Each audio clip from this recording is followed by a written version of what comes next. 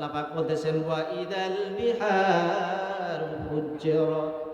আল্লাহ রাব্বুল আলামিন বলেন কিয়ামত যেদিন সংঘটিত হবে সেদিন দুনিয়ার যত সমুদ্র আছে সব একত্রিত হয়ে যাবে।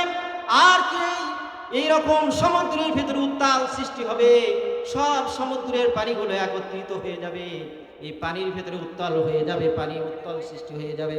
আর এই পাহাড়গুলো আল্লাহ রাব্বুল আলামিন যে সৃষ্টি করেছেন এত মজবুত করে, ওয়াইদাল আল্লাহ রাব্বুল আলামিন এই পাহাড়গুলো এত মজবুত করে এত শক্ত করে পাহাড়গুলো সৃষ্টি করেছেন, কিয়ামতের ময়দানে এই পাহাড়গুলো তুলার আকারে উঠতে থাকবে। আল্লাহ সুবহানাহু ওয়া তাআলা এরপরে বলতেছেন ওয়াইদাল কুবুর বু'থিরাত। আর কবরে যারা চলে গেছে, মাটির ভিতরে যারা দাফন হয়েছে, কিয়ামতের দিনে সব কবর থেকে মানুষ আল্লাহ রাব্বুল আলামিন বের করে দেবেন। সূরাতুল ইয়াসিনের ভিতরে আল্লাহ রাব্বুল আলামিন বলতেছেন ক্বালু হাদা মান বা'আথানা মিন মারকাদিনা হাদা মা ওয়া'আদার রহমান ওয়া সাদাকাল মুরসালুন। কিয়ামতের দিনে যখন ইসরাফিল আলাইহিস সালাতু ওয়াস সালাম দ্বিতীয়বার সিংহায় ফুৎকার দিবে, কবর থেকে মানুষ উঠবে, যারা শান্তিতে সেখানে ঘুমাইতেছিল তারা বলবে কে আমাদেরকে জাগ্রত করলো, কে আমাদেরকে জাগ্রত করলো, এত বড় আরামের ঘুম থেকে কে আমাদেরকে জাগ্রত করলো। তখন তাদেরকে বলা হবে তোমরা কি জানো না আল্লাহ রাব্বুল আলামিন কিয়ামত সংঘটিত করবে, এই সম্পর্কে তোমরা কি শোনো নাই? বলে হ্যাঁ শুনেছি। বলে সেই রব্বুল আলামিন আজকে কিয়ামত সংঘটিত হবে, এই জন্য তোমাদেরকে কবর থেকে জাগ্রত করা হয়েছে। প্রিয় উপস্থিতি, এই জন্য কিয়ামতকে আমাদের বিশ্বাস করতে হবে। এরপর আল্লাহ রাব্বুল আলামিন বলেন আলিমাত নাফসুম মা কদ্দামাত ওয়া আখখারাত। কিয়ামতের দিনে সমস্ত মানুষ এ কথা জানতে পারবে তার জীবনে কি রেখে গেছে আর পরকালের জন্য কি প্রেরণ করেছে। বলেন সুবহানাল্লাহ। সবাইকে জানানো হবে তুমি কি প্রেরণ করেছো কবরের জিন্দেগীর জন্য, আখিরাতের জন্য তুমি কি আমল করেছো, এ সম্পর্কে সবাই অবগত হয়ে যাবে সেই দিন। আর দুনিয়াতে গুনাহের কি কাজ করে গেছো আর সওয়াবের জন্য সদকায়ে জারিয়ার কি কাজ করে গেছো। এরপরে আল্লাহ রাব্বুল আলামিন কিয়ামতের এই আলোচনা করার পরে রব্বুল আলামিন সমস্ত বান্দাদেরকে সম্বোধন করে বলতেছেন ইয়া আইয়ুহাল ইনসানু মা গররাকা বিরাব্বিকাল কারীম। বলেন আল্লাহু আকবার। আল্লাহ রাব্বুল আলামিন বলতেছেন হে দুনিয়ার মানুষ, মা গররাকা বিরাব্বিকাল কারীম, রব্বে কারীম থেকে কোন জিনিস তোমাকে বিমুখ করে রেখেছে, কোন জিনিস তোমাকে পথভ্রষ্টের দিকে রেখেছে, রব্বে কারীম থেকে তোমাদেরকে মুখ ফিরিয়ে নিয়েছে, কোন জিনিস তোমাদেরকে এই রব্বে কারীম থেকে তোমাদের মুখ ফিরিয়ে নিয়েছে।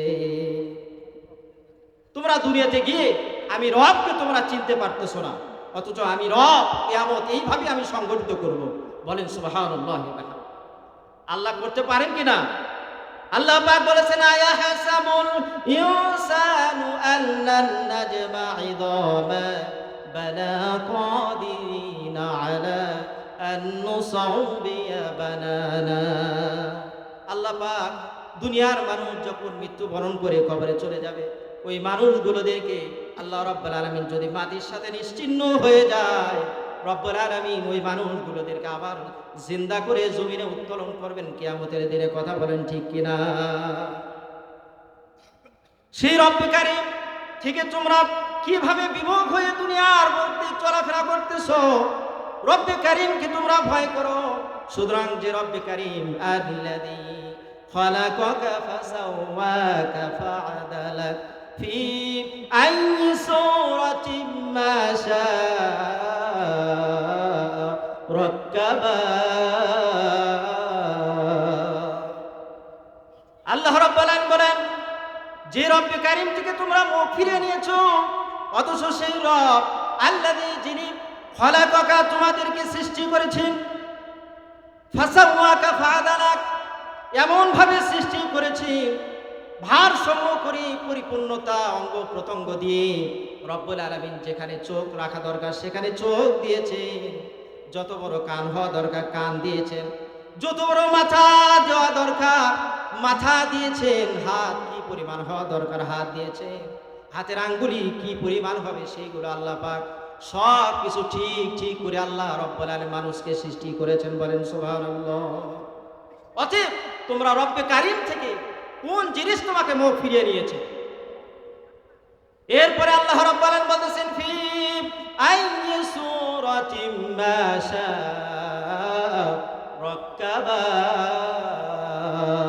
আল্লাহ রাব্বুল আলামিন বলেন, আমি তোমাদেরকে সৃষ্টি করার পরে তোমাদের যে চেহারা আমি দিয়েছি, সূরত দিয়েছি, এই চেহারার সূরতটা আমি আল্লাহ রাব্বুল আলামিন আমার কুদরতিভাবে যেভাবে ইচ্ছা আমি পোষণ করেছি, সেইভাবেই আমি তোমাদের এক একজনের এক এক রকম সূরত আমি দিয়েছি, বলেন সুবহানাল্লাহ। সূরত আল্লাহ পাক এমন ভাবে সৃষ্টি করেছেন, মা এবং বাবার নাপাক পানি দিয়ে আল্লাহ রাব্বুল আলামিন তাফসীরের ভিতরে আছে পুরা শরীরকে আল্লাহ রাব্বুল আলামিন সৃষ্টি করেছেন, কিন্তু আমাদের যে মুখ আছে, চেহারা আছে, এই চেহারাটা আল্লাহ রাব্বুল আলামিন তার নিজ কুদরতি হাতে তৈয়ার করেছেন, বলেন সুবহানাল্লাহ। আল্লাহ যেভাবে ইচ্ছা সেভাবে কি করেছেন? সৃষ্টি করেছেন, সূরত দান করেছেন আল্লাহ রাব্বুল আলামিন। আল্লাহ রাব্বুল আলামিন সূরতের এমন ভাবে সূরত আল্লাহ পাক মানুষকে দান করলেন, শুধু সূরতই নয়, দুনিয়ার কোটি কোটি মানুষ কিয়ামত পর্যন্ত যত মানুষ আসবে সমস্ত মানুষদেরকে আল্লাহ রাব্বুল আলামিন একজনের চেহারার সাথে আরেকজনের চেহারার কোনো মিল নাই, একজনের সূরতের সাথে আরেকজনের কোনো সূরত মিল নাই। শুধু এমনটির ক্ষান্ত নয়, হাতের ভিতরে যে ফিঙ্গার আছে, এই ফিঙ্গারগুলো এক ফিঙ্গারের সাথে আর এক মানুষের হাতের ফিঙ্গারের কোনো মিল নাই, বলেন সুবহানাল্লাহ। এটা হলো সূরতের ব্যাখ্যা। আল্লাহ পাক এইভাবে মানুষকে সূরত দিয়ে আল্লাহ পাক সৃষ্টি করেছেন, বলেন সুবহানাল্লাহ। সুতরাং যে আল্লাহ পাক এইরকম ভাবে মানুষকে সৃষ্টি করেছেন, ঠিক সেই আল্লাহ কিয়ামত সংগঠিত করবেন, কথা বলেন ঠিক কিনা? এই জন্য আল্লাহ সুবহানাহু ওয়া তাআলা এই কথাগুলো আমাদেরকে বলতেছেন। এরপরে আল্লাহ পাক বলতেছেন, তোমাকে কোন জিনিস আমার থেকে মুখ ফিরে নিয়েছে? সেই জিনিসটা হলো কি? কাল্লা বাল তুকাযযিবুনা বিদ্দীনি ওয়া ইন্না আলাইকুম লাহাফিযিন। আল্লাহ রাব্বুল আলামিন বলেন, শুধু ওই জিনিসটাই আমার থেকে বান্দা তোমরা মুখ ফিরিয়ে নিয়েছো, ওই জিনিসটাই তোমাদেরকে মুখ ফিরিয়ে রেখেছে, সেইটা হলো কাল্লা বাল তুকাযযিবুনা বিদ্দীন। তোমরা কিয়ামতকে, বিচারের দিনকে অস্বীকার করো, কথা বলেন ঠিক কিনা? যারা কিয়ামতকে, বিচারের দিনকে অস্বীকার মনে করে, সুতরাং কেবল তারাই মাত্র আল্লাহ রাব্বুল আলামিনের গোলামির থেকে, আল্লাহ রাব্বুল আলামিনের দাসত্ব থেকে কেবল তারাই মাত্র মুখ ফিরিয়ে রাখতে পারে, কথা বলেন ঠিক কিনা? এই জন্য কিয়ামতকে বিশ্বাস করতে হবে, কথা বলেন ঠিক কিনা? কিয়ামতকে কি করতে হবে? বিশ্বাস করতে হবে, কিয়ামত সংঘটিত হবে। এরপরে আল্লাহ পাক বললেন, অবশ্যই কিয়ামতকে যারা মিথ্যা প্রতিপন্ন করে, সুতরাং কেবল তারা রব্বে কারীম থেকে তারা মুখ ফিরিয়ে নিয়েছে। সুতরাং তোমরা যদি যতই অস্বীকার করো না কেন, আমি আল্লাহ রাব্বুল আলামিন ওয়া ইন্না আলাইকুম লাহাফিযিন, তুমি যতই অস্বীকার করো না কেন, কিন্তু কিয়ামতের দিনে তোমার জবান যখন বন্ধ করে দেওয়া হবে, ওয়া তুকাল্লিমুনা আইদিহিম ওয়া তাশহাদু আরজুলুহুম বিমা কানু ইয়াকসিবুন। সূরাতুল ইয়াসিনের ভিতরে আল্লাহ রাব্বুল আলামিন বলছেন যে তুমি যতই অস্বীকার করো না কেন, কিন্তু তুমি যদি দুনিয়াতে এসে আল্লাহর নাফরমানি করো, গুনাহের কাজ করো, কিয়ামতের দিনে তোমার জবানকে বন্ধ করে দিয়ে তোমার হাত কথা বলবে, তোমার পা কথা বলবে, তুমি যে অন্যায় করেছো এটা সাক্ষী হয়ে যাবে, কথা বলেন ঠিক কিনা? এই জন্য কিয়ামতকে অস্বীকার করা যাবে? কোনো অবস্থাতেই কিয়ামতকে অস্বীকার করা যাবে না। তো আল্লাহ রাব্বুল আলামিন বলেন, ওয়া ইন্না আলাইকুম লাহাফিযিন, কিয়ামতকে অস্বীকার যতই করো না কেন, আল্লাহ রাব্বুল আলামিন বলেন, তোমাদের কাঁধের মধ্যে দুইজন হেফাজতকারী ফেরেশতা আমি দিয়েছি।